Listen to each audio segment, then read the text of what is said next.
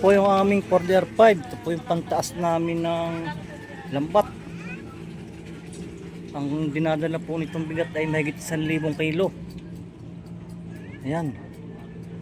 Dito po namin ginigiling. Pinapaikot yung lubid. Pag kami po ay naka-area na.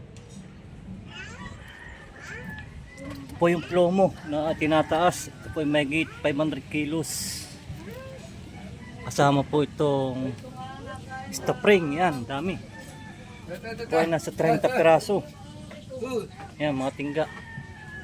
Na mahigit 200 kilos po yan. Plus ito pa mga tingga dito sa lambat. Yan. Kaya po ito ay mahigit 1,000 kilo ang dinadala pataas. Meron din po siyang radiator para hindi mag-init. Ayan.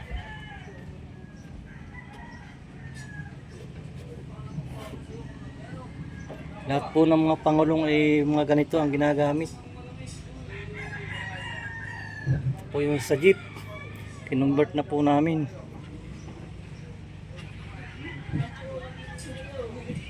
Ito po yung tangke ng aming fuel. Ayan, nakapatong dyan. Tapos ito po yung radiator. Pinapandar po namin ito, sinasabitan namin dito ng lubid.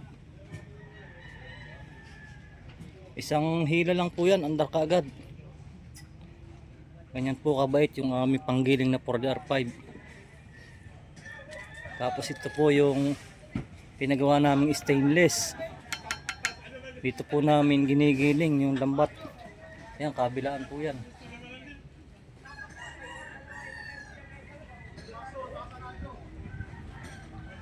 Dito na po namin ito ginawa. Sinet up. Si Kapitan po ang nag-welding niyan.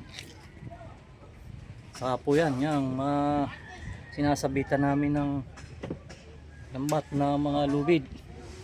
Ito mga kalo. Ayan. Dalawa po yan, kabilaan. Saka yung isa.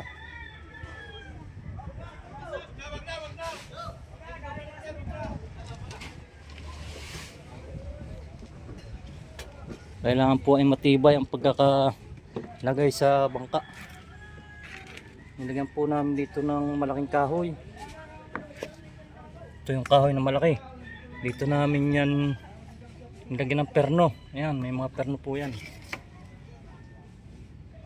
Ayan, para matibay yan.